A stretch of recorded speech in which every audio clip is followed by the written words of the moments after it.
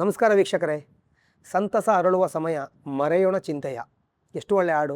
Cinema ಏಳು ಸುತ್ತಿನ ಕೋಟೆ. ನಿರ್ದೇಶಕರು ಬಿ ಸಿ ಗೌರಿಶಂಕರ್ ಅವರು, ನಮ್ಮ ರಕ್ಷಿತ್ ಅವ್ರ ತಂದೆ, ಹೆಸರಂತ ಕ್ಯಾಮ್ರಾಮನ್ ಆಗಿದ್ದರು ಅವರು. ಸಾರೋಗೋವಿಂದ ಪ್ರೊಡಕ್ಷನ್ನು, ಮ್ಯೂಸಿಕ್ ಎಲ್ ವೈದ್ಯನಾಥನ್ನು, ಲಿರಿಕ್ಸು ವಿ ಮನೋಹರ್ ಸರು, ಹಾಗೂ ಇದಕ್ಕೆ ದೊಡ್ಡರಂಗೇಗೌಡರು, ನಮ್ಮ ದಲಿತ ಕವಿ ಸಿದ್ಧಲಿಂಗಯ್ಯ ಅವರು, ರುದ್ರಮೂರ್ತಿ ಶಾಸ್ತ್ರಿಗಳು ಎಲ್ಲ ಹಾಡು ಬರೆದಿದ್ದಾರೆ. ನೋಡಿ, ಮನೋಹರ್ ಅವರು ಆ ಹಿಂದೆ ಅಂದರೆ ಏಳು ಸುತ್ತಿನ ಕೋಟೆ ಬರೋಕ್ಕಿಂತ ಮೊದಲು ಅನುಭವ ಸಿನಿಮಾದಲ್ಲಿ ಹೋದೆಯೇ ದೂರ ಓ ಜೊತೆಗಾರ ಹಾಡು ಬರೆದಿರ್ತಾರೆ. ಅದು ಸಾರೋಗೋವಿಂದವ್ರಿಗೆ ಭಾರಿ ಇಷ್ಟ ಆಗಿರುತ್ತೆ. ಅದಾದ ನಂತರ ಡಾಕ್ಟರ್ ರಾಜ್ಕುಮಾರ್ ಅವರ ಹೆಸರಲ್ಲಿ ಒಂದು ಅಭಿಮಾನಿ ಪತ್ರಿಕೆ ಅಂತ ಓಪನ್ ಆಗುತ್ತೆ. ಆ ಅಭಿಮಾನಿ ಪತ್ರಿಕೆಯಲ್ಲಿ ಸಾರೋಗೋವಿಂದ್ ಅವರು ಮನೋಹರ್ ಸರಿ ಕೆಲಸ ಕೊಡಿಸ್ತಾರೆ. ಆ ಒಂದು ಪ್ರೀತಿಗೋಸ್ಕರ, ರಾಜ್ಕುಮಾರ್ ಅವರ ಮೇಲೆ ಇರುವಂಥ ಅಭಿಮಾನಕ್ಕೋಸ್ಕರ ಮನೋಹರ್ ಸರು ಆಗಾಗ ಗಾಂಧಿನಗರ ಆಫೀಸ್ಗೆ ಹೋಗೋದು, ಅಲ್ಲೆಲ್ಲ ಭೇಟಿ ಮಾಡಿ ಬರೋದು, ಚರ್ಚೆ ಮಾಡೋದು ಮಾಡ್ತಿರ್ತಾರೆ. ಆ ಸಮಯದಲ್ಲೇ ಸಾರೋಗೋವಿಂದ್ ಅವರು ಮನೋಹರ್ ಸರ್ ಹೇಳ್ತಾರೆ, ನೋಡಿ ನಾನು ಒಂದು ಸಿನಿಮಾ ಮಾಡ್ತೀನಿ ಅಂಬರೀಷ್ ಅವ್ರನ್ನ ಇಟ್ಕೊಂಡು, ನೀವು ಅದಕ್ಕೆ ಹಾಡು ಬರ್ಕೊಡ್ಬೇಕು ಅಂತ. ಸರಿ ಆಯಿತು ಅಂತ ಖುಷಿಯಾಗುತ್ತೆ ಮನೋಹರ್ ಸರ್ಗೆ. ಈ ಹಿಂದೆ ಅನುಭವದಲ್ಲಿ ಮ್ಯೂಸಿಕ್ ಮಾಡಿದವರು ಕೂಡ ಎಲ್ ವೈದ್ಯನಾಥನ್. ಹಾಗಾಗಿ ವೈದ್ಯನಾಥನ್ ಅವ್ರಿಗೂ ಮನೋಹರ್ ಸರ್ಗೂ ಒಂದು ಅವಿನಾಭಾವ ಸಂಬಂಧ ಇರುತ್ತೆ.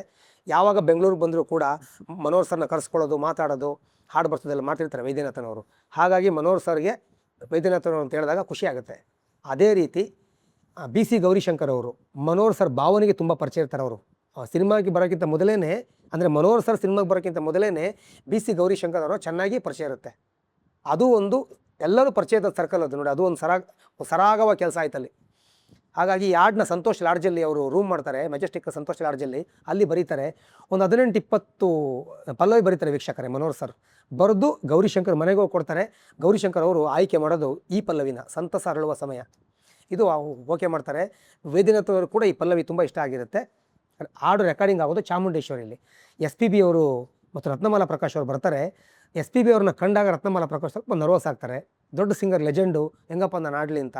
ಆಗ ಅವರು ಒಂದು 1/4 ಗಂಟೆ ಕೂರಿಸ್ಕೊಂಡು ಎಸ್ ಪಿ ಬಿ ಅವರು ಧೈರ್ಯ ಹೇಳಿ, ನೀವು ಹಿಂಗೆಲ್ಲ ನರ್ವಸ್ ಆಗಬಾರ್ದು, ನಾನು ಕೂಡ ಹೊಸಬ ಆಗಿ ಬರುವಾಗ ನರ್ವಸ್ ಆಗಿದ್ದೆ, ಎಷ್ಟು ಭಾವಗೀತೆ ಆಡಿದ್ದೀರಾ, ಒಂದು ಹೊಸ ಸಿಂಗರ್ ಒಟ್ಟಿಗೆ ಆಡ್ತೀನಿ ಆಡ್ಬಿಡಿ, ಆರಾಮಾಗಿ ಬರುತ್ತೆ ನಿಮಗೆ ಅಂತ ಆ ಧೈರ್ಯ ತುಂಬ್ತಾರೆ.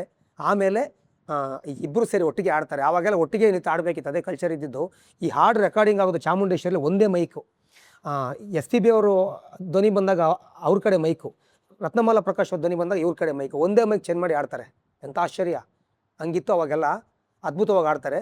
ಅಲ್ಲಿ ತುಂಬ ದೊಡ್ಡ ಆರ್ಕೆಸ್ಟ್ರಾ ಅದು, ಒಂದು 40-50 ವಯಲಿನ್ಸು, ಗಿಟಾರು, ತಬಲ, ಅದರೊಟ್ಟಿಗೆ ಒಂದು 20-25 ಜನ ಕೋರಸ್ಸು, ಇವರೆಲ್ಲ ಸೇರಿ ಆಡೋದಲ್ಲಿ ತುಂಬ ದುಬಾರಿ. ಅದು 6 ನಿಮಿಷ ಆಡೋದು. ಎಲ್ಲನೂ ಸಿನಿಮಾದಲ್ಲಿ ಆವಾಗ ಹಾಡು 4.25 ನಿಮಿಷ ಇದ್ದರೆ ಹೆಚ್ಚು, 4 ನಿಮಿಷ ಇರ್ತಿತ್ತು, 4.25 ಇದ್ದರೆ ಹೆಚ್ಚು, 1.5 ಅಂತ ಹೇಳೋರು. ಇದು 6 ನಿಮಿಷ ಹಾಡು. ಆಗ ಸಾರೋಗೋವಿಂದ್ ಅವ್ರು ಹೇಳ್ತಾರೆ ಮನೋಹರ್ ಸರ್ಗೆ, ನೋಡಿ ಮನೋಹರ್, ಮೊದಲು ನಿಮ್ಮ ಸಂಗೆ ರೆಕಾರ್ಡಿಂಗ್ ಮಾಡ್ತಾಯಿದ್ದೀವಿ, ತುಂಬ ದುಬಾರಿಯಾಗಿದೆ ಹಾಡಿದು ಅಂತ ತಮಾಷೆ ಮಾಡ್ತಾರೆ. ಒಂದು ವಿಷಾದ, ಒಂದು ಭರವಸೆ ಎರಡೂ ಇರಬೇಕು ಒಂದು ಹಾಡಲ್ಲಿ ಅಂತ ಹೇಳಿದಾಗ ಸಿದ್ಧಲಿಂಗಯ್ಯ ಅವರು ಹಾಗೂ ದೊಡ್ಡರಂಗೇಗೌಡರು ಇಬ್ಬರು ಸೇರಿ ಒಂದು ಹಾಡು ಬರೀತಾರೆ. ಹಾಗೂ ಏನೋ ಮಾಡಲು ಹೋಗಿ ಏನೋ ಮಾಡಿದೆ ನೀನು ಹಾಡನ್ನ ರುದ್ರಮೂರ್ತಿ ಶಾಸ್ತ್ರಿ ಬರೀತಾರೆ. ಶೂಟಿಂಗ್ ಹೋಗ್ಬೇಕಲ್ಲ, ಕುದುರೆಮುಖದಲ್ಲಿ ಗೌರಿಶಂಕರ್ ಅವರು ಅದ್ಭುತವಾಗಿ ಶೂಟ್ ಮಾಡ್ತಾರೆ ಈ ಒಂದು ಹಾಡನ್ನ.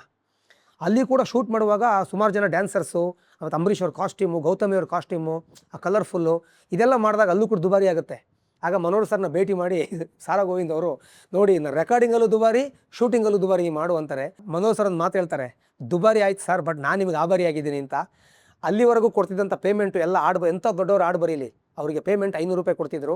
ಇದು ಫಾರ್ ದ ಫಸ್ಟ್ ಟೈಮ್ 1000 ರೂಪಾಯಿ ಕೊಡ್ತಾರೆ ಒಂದು ಹಾಡಿಗೆ ಸಾರೋಗೋವಿಂದ್ ಅವರು ಮನೋಹರ್ ಸರ್ಗೆ. ಆ 1000 ರೂಪಾಯಿ ತಗೊಂಡೆ ಮನೋಹರ್ ಸರು AR ಬಾಬು ಅವ್ರ ಮದುವೆಗೆ ಹೋಗ್ತಾರೆ ಹೊಸದುರ್ಗಕ್ಕೆ. ಅಲ್ಲ, ಒಂದು ಆತ್ಮೀಯರಾಗಿರ್ತಾರಲ್ಲ, ಅವ್ರ ಮದುವೆಗೆ ಹೋಗ್ತಾರೆ. ಇದಿಷ್ಟು ಮಾಹಿತಿ. ಇನ್ನೊಂದು ಇಂಪಾರ್ಟೆಂಟ್ ಮಾಹಿತಿ, ಇದು ಯಾರಿಗೂ ಗೊತ್ತಿಲ್ಲ ಅನ್ಸುತ್ತೆ, ಸಿನಿಮಾ ಉದ್ಯಮಕ್ಕೆ ಬಿಟ್ಟರೆ ಸಮಾಜಕ್ಕೆ ಇದು ಗೊತ್ತಿಲ್ಲ, ಇದು ಹೇಳಬೇಕು. ಆಗ್ಫಾ ಅಂತ ಒಂದು ಕಂಪ್ನಿ, ಒಂದು ನೆಗೆಟಿವ್ ಕಂಪ್ನಿ ಅದು. ಅವರು ಗೇವರ್ಟ್ ಅಂತ ಇರೋ ಒಂದು ಕಲರು, ಗೇವಾ ಕಲರ್ ಅಂತಿದ್ರು ಆವಾಗ, ಬೆಲ್ಜಿಯಂ ಕಂಪ್ನಿ ಅದು. ಅದು ಇವರಿಗೆ ಸಾರೋಗೋವಿಂದ್ ಅವ್ರಿಗೆ ಸ್ವಲ್ಪ ಡಿಸ್ಕೌಂಟ್ ಸಿಗುತ್ತೆ ಆ ಟೈಮಲ್ಲಿ, ಹೊಸದು ಅಂತೇಳಿ. ಅದ್ಭುತವಾಗಿ ಮೇಕಿಂಗ್ ಮಾಡಿರ್ತಾರಲ್ಲ, ಇದು ಕಲರ್ಫುಲ್ ಆಗಿರುತ್ತೆ ಅಲ್ಲ. ಆ ಆಗ್ಫಾ ಕಂಪ್ನಿಯವರು ಯಾಡ್ ನೋಡಿ ಬೆಲ್ಜಿಯಂನಲ್ಲಿ ಆಗ್ಫಾ ಒಂದು ಪ್ರಚಾರಕ್ಕೋಸ್ಕರ ಯಾಡನ್ನ ಬಳಸ್ಕೊಂಡು ಹೋಗ್ತಾರೆ. 6-7 ತಿಂಗಳು ಈ ವಿಡಿಯೋನ ಬಳಸ್ಕೋತಾರೆ. ಅಲ್ಲಿ ಅಂಬರೀಷ್ ಅವರ ಈ ಅದ್ಭುತ ಹಾಡು ವಿಡಿಯೋ ಬೆಲ್ಜಿಯಂನಲ್ಲಿ ಸುತ್ತಿತ್ತು, ಎಲ್ಲ ಕಡೆ ನೋಡಿದ್ರು. ಅದು ಅದ್ಭುತ ಮಾಹಿತಿ, ನಮಗೆ ಹೆಗ್ಗಳಿಕೆ ಇದು. ಇದಿಷ್ಟು ಮನೋಹರ್ ಸರ್ ಹೇಳಿದ್ರು. ಆಮೇಲೆ ಯಾರು ನೀವು ಕೇಳಿರ್ತೀರಿ, ಇಷ್ಟಪಟ್ಟಿದ್ದೀರಿ. ಅಂಬರೀಷ್ ಅವರ ಅದ್ಭುತ ಅಭಿನಯ ನೋಡಬೇಕು ಅಂದರೆ ಈ ಸಿನಿಮಾ ನೋಡ್ಬೇಕು ನೀವು. ಆ ಜ್ವರ ಬಂದಾಗ ಆ್ಯಕ್ಟ್ ಮಾಡಿದ್ದಾರೆ. ಪೊಲೀಸ್ ಇವ್ರನ್ನ ಗಮನಿಸಬೇಕಾದ್ರೆ ಎಲ್ಲಿ ನಾನು ಸಿಕ್ಕಿ ಬೀಳ್ತೀನೋ ಅಂತೇಳಿ ಒಂದು ಸೇತುವೆ ಹತ್ರ, ಒಂದು ಬ್ರಿಡ್ಜ್ ಹತ್ರ ನಿಂತ್ಕೊಂಡು ಆ್ಯಕ್ಟ್ ಮಾಡಿದ್ದಾರೆ. Beautiful acting. ಒಂದು ಕೊಲೆ ಮಾಡಿ ಒಳಗೊಳಗೆ ನೋವು ಪಡೋದು, ಆ ಪಾತ್ರ ಅಂಬರೀಷ್ ಅವರು ತುಂಬ ಚೆನ್ನಾಗಿ ಮಾಡಿರ್ತಾರೆ ಈ ಸಿನಿಮಾ. ಬಟ್ ಎವರೇಜ್ ಇಟ್ಟಿದ್ದು ಸೂಪರ್ ಹಿಟ್ ಆಗಲ್ಲ, ಒಂದು ಎವರೇಜಾಗಿ ಓಡುತ್ತೆ. ಆದರೆ ಅದ್ಭುತ ಸಿನಿಮಾ ಅಂತೇಳಿ ಒಂದು ಹೆಗ್ಗಳಿಕೆ ಬರುತ್ತೆ. ಆ ಒಂದು ನೆಗೆಟಿವ್ ಕಂಪನಿಯವರು ಈ ಹಾಡನ್ನ ಅಲ್ಲಿ ಪ್ರಚಾರಕ್ಕೋಸ್ಕರ ಬಳಸ್ಕೊಂಡಿದ್ದು ತುಂಬ ಒಂದು ಮುಖ್ಯವಾದ ವಿಷಯ ಹೇಳಬೇಕಿತ್ತು.